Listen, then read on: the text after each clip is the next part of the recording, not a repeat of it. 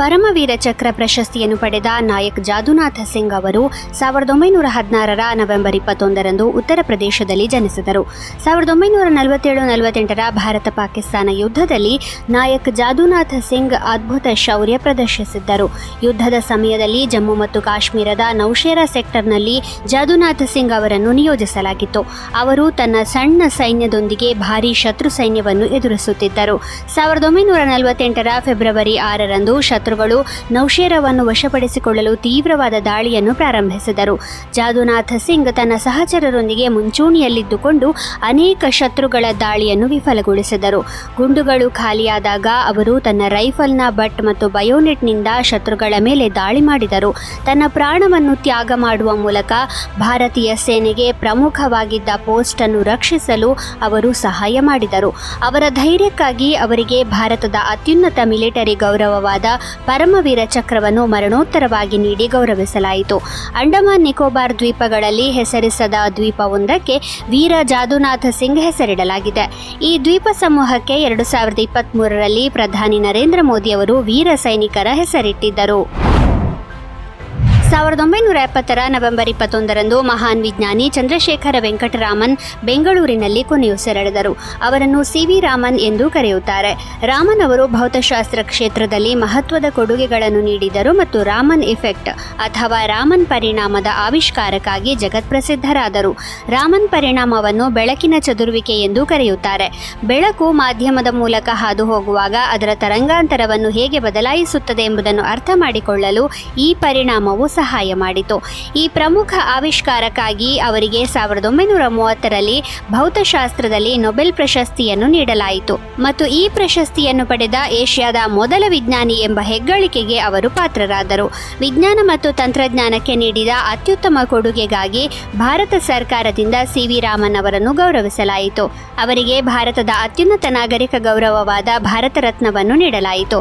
ವಿಜ್ಞಾನ ಕ್ಷೇತ್ರಕ್ಕೆ ರಾಮನ್ ಅವರ ಕೊಡುಗೆ ಸ್ಫೂರ್ತಿದಾಯಕವಾಗಿದೆ ಮತ್ತು ಅವರ ಸಂಶೋಧನೆಗಳು ಇಂದಿಗೂ ವೈಜ್ಞಾನಿಕ ಸಂಶೋಧನೆಯಲ್ಲಿ ಪ್ರಮುಖ ಪಾತ್ರ ವಹಿಸುತ್ತಿವೆ. 1908ರ ನವೆಂಬರ್ 21ರಂದು ಕೇವಲ 26ನೇ ವಯಸ್ಸಿನಲ್ಲಿ ಸತ್ಯೇಂದ್ರನಾಥ್ ಬೋಸ್ ಅವರನ್ನು ಬ್ರಿಟಿಷರು ಗಲ್ಲಿಗೇರಿಸಿದರು. 1882ರ ಜುಲೈ 30ರಂದು ಜನಿಸಿದ ಸತ್ಯೇಂದ್ರನಾಥ್ ಬೋಸ್ ಅವರು ವಿದೇಶಿ ಆಡಳಿತದ ವಿರುದ್ಧ ಸಶಸ್ತ್ರ ಹೋರಾಟದ ಮಾರ್ಗವನ್ನು ಅಳವಡಿಸಿಕೊಂಡ ಬಂಗಾಳದ ಯುವ ಕ್ರಾಂತಿಕಾರಿಗಳಲ್ಲಿ ಒಬ್ಬರು. ಸತ್ಯೇಂದ್ರನಾಥ್ ಬೋಸ್ ಅವರು ಅನುಶೀಲನ್ ಸಮಿತಿಯ ಸದಸ್ಯರಾಗಿದ್ದರು. ಇದು ಬ್ರಿಟಿಷ್ ರಾಜ್ ವಿರುದ್ಧ ಸಂಘಟಿತ ಕ್ರಾಂತಿಕಾರಿ ಚಟುವಟಿಕೆಗಳಲ್ಲಿ ತೊಡಗಿತ್ತು. ಅವರು ತಮ್ಮ ಸಹಚರರೊಂದಿಗೆ ಬ್ರಿಟಿಷರ ಆಡಳಿತಕ್ಕೆ ಸವಾಲೆಸೆದು ಜನರಲ್ಲಿ ಸ್ವಾತಂತ್ರ್ಯದ ಪ್ರಜ್ಞೆಯನ್ನು ಜಾಗೃತಗೊಳಿಸಿದರು.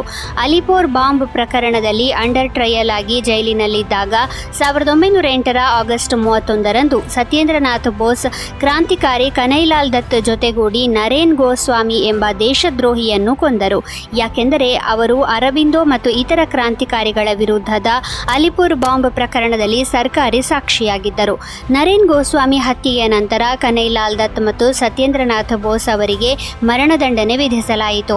ಅವರ ಗಲ್ಲಿಗೇರಿಸುವಿಕೆಯು ಬ್ರಿಟಿಷ್ ಸರ್ಕಾರದ ವಿರುದ್ಧ ಸಾರ್ವಜನಿಕ ಕೋಪವನ್ನು ಹುಟ್ಟುಹಾಕಿತು ಮತ್ತು ಸ್ವಾತಂತ್ರ್ಯ ಹೋರಾಟಕ್ಕೆ ಹೊಸ ಶಕ್ತಿಯನ್ನು ತುಂಬಿತು. ಸತ್ಯೇಂದ್ರನಾಥ್ ಬೋಸ್ ಅವರ ತ್ಯಾಗ ಭಾರತೀಯ ಯುವಕರನ್ನು ಪ್ರೇರೇಪಿಸಿತು ಮತ್ತು ಅವರ ಕೊಡುಗೆ ಸ್ವಾತಂತ್ರ್ಯ ಹೋರಾಟಕ್ಕೆ ಹೊಸ ದಿಕ್ಕನ್ನು ನೀಡಿತು. ಭಾರತ ಮತ್ತು ಚೀನಾ ನಡುವೆ ನಡೆಯುತ್ತಿದ್ದ ಯುದ್ಧವು 1962ರ ನವೆಂಬರ್ 21ರಂದು ಕೊನೆಗೊಂಡಿತು. 1962ರ ಅಕ್ಟೋಬರ್ 20ರಂದು ಪ್ರಾರಂಭವಾದ ಈ ಸಂಘರ್ಷವು ಸುಮಾರು 1 ತಿಂಗಳ ಕಾಲ ನಡೆಯಿತು. ಈ ಯುದ್ಧವನ್ನು ಭಾರತ ಚೀನಾ ಗಡಿ ವಿವಾದ ಎಂದು ಕರೆಯಲಾಗುತ್ತದೆ. ಅಕ್ಸಾಯ್ ಚೀನ್ ಮತ್ತು ಅರುಣಾಚಲ ಪ್ರದೇಶ ಅಂದರೆ ಆಗಿನ ಈಶಾನ್ಯ ಗಡಿನಾಡು ಏಜೆನ್ಸಿ ಮೇಲೆ ಚೀನಾದ ಹಕ್ಕು ಸಾಧನೆ ಯುದ್ಧದ ಮುಖ್ಯ ಕಾರಣವಾಗಿತ್ತು. ಚೀನಾ ಭಾರತದ ಗಡಿಯೊಳಗೆ ನುಸುಳಿತು. ನಂತರ ಎರಡೂ ದೇಶಗಳ ಸೇನೆಗಳು ಮುಖಾಮುಖಿಯಾದವು. ಈ ಯುದ್ಧವು ಭಾರತಕ್ಕೆ ಅನಿರೀಕ್ಷಿತವಾಗಿತ್ತು ಮತ್ತು ಕಾರ್ಯತಂತ್ರದ ದೃಷ್ಟಿಕೋನದಿಂದ ಭಾರತಕ್ಕೆ ಸವಾಲಾಗಿತ್ತು. ಈ ಯುದ್ಧದಲ್ಲಿ ಭಾರತವು ಅನೇಕ ಪ್ರದೇಶಗಳಲ್ಲಿ ಹಿಮ್ಮೆಟ್ಟಬೇಕಾಯಿತು ಮತ್ತು ಚೀನಾ ಅಕ್ಸಾಯ್ ಚೀನ್ ಮೇಲೆ ತನ್ನ ಹಿಡಿತವನ್ನು ಬಲಪಡಿಸಿತು. ಯುದ್ಧದ ಸಮಯದಲ್ಲಿ ಭಾರತೀಯ ಸೇನೆಯು ಸೀಮಿತ ಸಂಪನ್ಮೂಲಗಳ ಹೊರತಾಗಿಯೂ ಶೌರ್ಯವನ್ನು ಪ್ರದರ್ಶಿಸಿತು. ಚೀನಾವು 1962ರ ನವೆಂಬರ್ 21ರಂದು ಏಕಪಕ್ಷೀಯ ಕದನ ವಿರಾಮವನ್ನು ಘೋಷಿಸಿತು ಮತ್ತು ತನ್ನ ಪಡೆಗಳನ್ನು ಹಿಂತೆಗೆದುಕೊಂಡಿತು. ಈ ಸಂಘರ್ಷವು ಭಾರತವನ್ನು ತನ್ನ ಮಿಲಿಟರಿ ಮತ್ತು ಕಾರ್ಯತಂತ್ರದ ಸಿದ್ಧತೆಗಳ ಮೇಲೆ ಕೇಂದ್ರೀಕರಿಸಲು ಪ್ರೇರೇಪಿಸಿತು.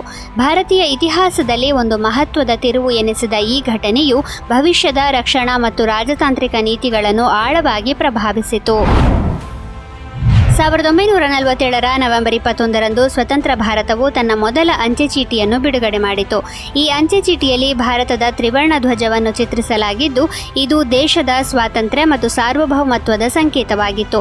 ಸ್ವಾತಂತ್ರ್ಯ ಹೋರಾಟದ ಸಂದರ್ಭದಲ್ಲಿ ದೇಶಪ್ರೇಮಕ್ಕೆ ಪ್ರೇರಣೆ ನೀಡಿದ್ದ ಜೈ ಹಿಂದ್ ಎಂಬ ಘೋಷಣೆಯನ್ನು ಅಂಚೆ ಚೀಟಿಯಲ್ಲಿ ಬರೆಯಲಾಗಿತ್ತು. ಅದರ ಬೆಲೆ 14 ಪೈಸೆ ಆಗಿತ್ತು. ಈ ಅಂಚೆ ಚೀಟಿಯನ್ನು ರಾಷ್ಟ್ರೀಯ ಏಕತೆ ಮತ್ತು ಹೆಮ್ಮೆಯ ಸಂಕೇತವೆಂದು ಪರಿಗಣಿಸಲಾಗಿತ್ತು. ಸ್ವಾತಂತ್ರ್ಯದ ನಂತರ ಬಿಡುಗಡೆಯಾದ ಈ ಅಂಚೆ ಚೀಟಿ ಆ ಸಮಯದಲ್ಲಿ ಅಂಚೆ ಸೇವೆಗಳಲ್ಲಿ ಬಳಸುವುದರ ಜೊತೆಗೆ ಸಂಗ್ರಾಹಕರಿಗೆ ಐತಿಹಾಸಿಕ ಪರಂಪರೆಯ ಗುರುತಾಯಿತು. ಈ ಅಂಚೆ ಚೀಟಿಯು ಭಾರತದ ಸ್ವಾತಂತ್ರ್ಯ ಹೋರಾಟದ ಗೌರವ ಮತ್ತು ಹೊಸ ಆರಂಭದ ಸಂಕೇತವಾಗಿ ಇಂದಿಗೂ ಭಾರತೀಯ ಇತಿಹಾಸದಲ್ಲಿ ಪ್ರಮುಖ ಸ್ಥಾನವನ್ನು ಹೊಂದಿದೆ. 1877ರ ನವೆಂಬರ್ 21ರಂದು ಮಹಾನ್ ಸಂಶೋಧಕ ಥಾಮಸ್ ಎಡಿಸನ್ ತನ್ನ ಕ್ರಾಂತಿಕಾರಿ ಆವಿಷ್ಕಾರವಾದ ಫೋನೋಗ್ರಾಫ್ ಅನ್ನು ಘೋಷಿಸಿದರು. ಈ ಸಾಧನವು ಮೊದಲ ಬಾರಿಗೆ ಧ್ವನಿಯನ್ನು ರೆಕಾರ್ಡ್ ಮಾಡಲು ಮತ್ತು ರೀಪ್ಲೇ ಮಾಡಲು ಅವಕಾಶ ಮಾಡಿಕೊಟ್ಟಿತು. ಇದು ಆ ಸಮಯದಲ್ಲಿ ವಿಜ್ಞಾನ ಮತ್ತು ತಂತ್ರಜ್ಞಾನದ ಜಗತ್ತಿನಲ್ಲಿ ಅದ್ಭುತ ಸಾಧನೆಯಾಗಿತ್ತು. ಫೋನೋಗ್ರಾಫ್ನ ಆವಿಷ್ಕಾರವು ಎಡಿಸನ್ರ ಧ್ವನಿಯ ಪ್ರಯೋಗಗಳ ಫಲಿತಾಂಶವಾಗಿತ್ತು. ಸಿಲಿಂಡರ್ ಮತ್ತು ಸೂಜಿಯನ್ನು ಬಳಸಿದ್ದ ಇದು ಧ್ವನಿ ತರಂಗಗಳನ್ನು ರೆಕಾರ್ಡ್ ಮಾಡುವ ಮತ್ತು ರೀಪ್ಲೇ ಮಾಡುವ ಸಾಮರ್ಥ್ಯವನ್ನು ಹೊಂದಿತ್ತು. ಮೊದಲ ಧ್ವನಿ ಮುದ್ರಿಕೆಯು ಎಡಿಸನ್ ಅವರ ಸ್ವಂತ ಧ್ವನಿಯಲ್ಲಿ ಮೇರಿ ಹ್ಯಾಡ್ ಎ ಲಿಟಲ್ ಲ್ಯಾಂಬ್ ಕವಿತೆಯ ಸಾಲುಗಳನ್ನು ಒಳಗೊಂಡಿತ್ತು. ಫೋನೋಗ್ರಾಫ್ನ ಆವಿಷ್ಕಾರವು ಮನರಂಜನೆ, ಸಂವಹನ ಮತ್ತು ಧ್ವನಿ ಸಂರಕ್ಷಣೆ ಕ್ಷೇತ್ರಗಳಲ್ಲಿ ಕ್ರಾಂತಿಯನ್ನುಂಟು ಮಾಡಿತು. ಇದರ ಮೂಲಕ ಸಂಗೀತ, ಮಾತು ಮತ್ತು ಇತರ ಶಬ್ದಗಳನ್ನು ರೆಕಾರ್ಡ್ ಮಾಡಲು ಮತ್ತು ಪ್ರಪಂಚದ ಯಾವುದೇ ಭಾಗದಲ್ಲಿ ಅವುಗಳನ್ನು ಪ್ಲೇ ಮಾಡಲು ಸಾಧ್ಯವಾಯಿತು. ಫೋನೋಗ್ರಾಫ್ನೊಂದಿಗೆ ಅವರು ಭವಿಷ್ಯದ ಆಡಿಯೋ ಸಾಧನಗಳು ಮತ್ತು ರೆಕಾರ್ಡಿಂಗ್ ತಂತ್ರಜ್ಞಾನಕ್ಕೆ ಅಡಿಪಾಯವನ್ನು ಹಾಕಿದರು. ಇದು ಇಂದಿನ ಆಧುನಿಕ ಸಂಗೀತ ಉದ್ಯಮ ಮತ್ತು ತಾಂತ್ರಿಕ ಬೆಳವಣಿಗೆಗಳ ಆಧಾರವಾಗಿದೆ.